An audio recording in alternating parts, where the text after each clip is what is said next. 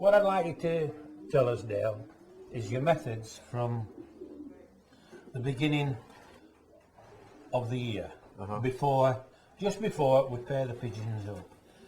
Right, well firstly, obviously the stock pigeons are first to be paired up. They're actually paired up at the moment. They were paired up on the 11th of December. 11th of December? Yes, which is probably 2 weeks earlier than normal. I usually pair up Boxing Day. But the weather's been pretty mild, so everything was ready and they were looking good, so we've paired up. The first of them were laying last night, 8 days. The old pigeons, David, will get paired up the third week in February. Third week in February? Yes, probably the 21st. 21st of February, something like that. Yes. Will you have done any preparation for these race birds and also the stock birds? Will they have been prepared with any medication, anything like that? Yes, both stock pigeons and the race team are both treated for coccidiosis, canker and worms as a precautionary measure. I've always done that, and obviously I like just sticking to what's working well. You've done this for a number of years now. That's right, and during the racing season, probably a month before the national races, I'll send the race team droppings away to get analysed just to make sure everything's okay. Again? Yeah. And they always are. I've never had any problems. No. Well, I won't imagine that you have many problems at all, because the floor of this loft is so dry. That's right. There's a tremendous amount of sunlight can come in to it, and that should eliminate the majority of ailments and diseases, shouldn't it? Yes, that's correct. You know, so you'll treat for these problems that could be there. That's right. You try to prevent anything happening, don't you? Will you give any vitamins at any time during this period? Yep, they get 3 days multivitamins after each course of medication. After each course of medication? Right. If I treat for, say, coccidiosis, which is a week's treatment, they'll get 3 days on multivitamins and then probably a 2-week rest before they would get treated for canker. Then their 3-day multivitamins again, and then they'll get their wormer. So they're being treated, so they're going to have a period of time before they're actually paired up, aren't they? That's right. So they've settled back down and they've built up a little bit of resistance, etc. That's right. They've got back on their feet, so they're feeling well again. That's right. The race team will be treated in January. Yeah. That'll be the aim. They'll have probably 3 weeks with clear water before they get paired up. Before they get paired up. So there's no problem, Teg Lane. There shouldn't be no problems whatsoever, should there? That's right, and I always inject my pigeons against paramyxovirus around about November time. November, that's done. Yep. End up more or less. That's right. That's right. And I like to jag my youngsters probably around about the beginning of June. I like them to be injected quite a bit before the racing actually starts. I think quite a lot of problems with this paramyxa, you know, when you get these watery drop-ins, etc. I feel a lot of people are maybe leaving it too late when they do inject the pigeons. Too late. You know, they maybe doing them a week, 2 weeks before the racing, and then they're into the race basket. But anyway, that's just one of my opinions. I've never ever had any problems with watery drop-ins, etc. No. So possibly you've eliminated the stress as well, haven't you? I think that's a main point. You yes, know, I do. the stress has been eliminated with the vaccination, etc. When you pair these pigeons up, do you pick certain cocks and hens out for these? Okay, if I'm pairing up a race team, I'll put winners to winners. And when I mean winners, we're talking about 500 mile to 600 mile winners. You know, if a cock and a hen will win out of wrens last season, they'll get paired up that way this season, winner to winner. Obviously, every pigeon can't have been a winner, can it? That's but true. It'll have had other good positions as well, won't it? That's right. To get that, so they are the real goods. I'll pair up my winners to winners, and then I'll open up the doors and let the rest of the team pick their own mates. Because once again, that is nature. That's natural. That's right. And you think that's one of the... I think that helps as well, of course. Goes a long way. When you do that, this floor is nothing, no deep litter, no nothing. Will you put a bit of straw on the floor? Or? Yes, I put straw on the floor in a corner for them to build their nests. To build the nest? They build their own nest. I don't have any so they don't nest pans. Yes, that's right. You don't have nest pans? I don't use nest pans. I used to, but I stopped using them. I just let them build their own nest where they want to in the box.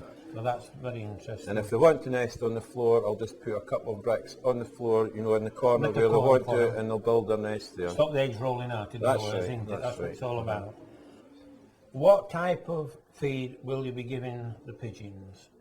Just prior to pairing up, will you put them onto a good mixture, strong mixture or anything like that? Well, basically they're on the same base mixture all the year round, which is Swainson's economy mix. It never varies No, well, it does vary different times of the year in the race team.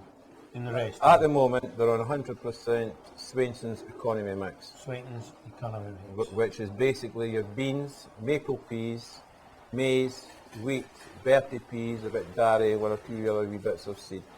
Now they're on that just now, the race team, and they'll be on that until they start feeding youngsters, when I'll start to add pellets and extra maple peas into that. And what type of pellets are these what you use? Well, I've tried different kinds. I've tried, is it the P40s, is it you call it? No, something like that. Yeah, that's right. And there was a new pellet out this season, which was made in Ireland, which was a small round pellet. Yes. The only problem there was 3/4 through the racing season, I couldn't get a hold of them again, which I found to be a bit of a nuisance. So probably this year, I'll stick to a product that I know is going to be available all the season round. So I don't like changing once I've started, so that was a bit disappointing. Quite. Will you use any barley or anything like that through the year? Barley's a grain that I've never really used with the pigeons, to be quite honest, not. Right. We've got the birds paired up. We've got youngsters on. You'll have changed the corn for the youngsters. As soon as the youngsters start to arrive, you'll have altered the corn a little bit, won't you? The youngsters eat exactly the same as old birds, because they all run together. Yes, but what I mean is that you won't be on the economy then, will you? Well, when the youngsters are on the go, they'll be eating the economy mix with the pellets and extra maple. With the pellets? Yeah, that's right, Right. And obviously when we get out a bit further in the race programme, maybe a month before the national races start, I'll introduce peanuts, and I'll gradually increase them the closer we get to the big events, because to me peanuts is one of the main feeds that we can give our pigeons. There is today. Yeah. A lot of protein in it, isn't there? Energy as well, it fuels there them. is, isn't it? Yep. So, when we're breeding, the youngsters, how long will they stop with the old birds? How long does the youngster stop with old birds? With the old birds? I'll leave them for probably 3.5, 4 weeks. You know, when they get to the stage where they're wanting to start to come out the nest boxes, I'll take them out the nest boxes, and I've got an end through the back there where I put them to start them off, give them a bit of peace to start to drink, pick, and then I'll just open up the door, and from there on they'll mix through the loft with the old birds, and they'll obviously claim a perch wherever they want in the loft. And they're left that way throughout the season. They're never separated from the old birds. So I find the great advantage with the young birds being left with the old birds is that when they're out flying, the old birds are obviously learning them, the countryside, etc. Surrounding area. Yeah, that's right. I find they're a lot happier.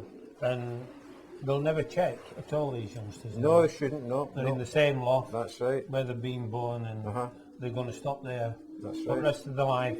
That if they are winners, isn't it? That's right. That's if they're winners.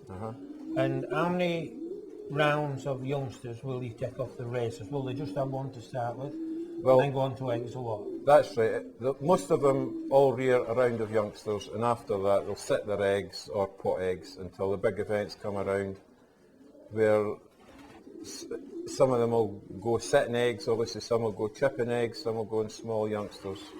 Like that? Yeah, but they only rear one round of youngsters. You'll only up to that race point. to small youngsters, or do you race to a big youngster or anything like that? Well, going back a few years ago, it was always chipping eggs I used to send them on, but lately I've been trying them on 4-day-old youngsters, and it's been working well.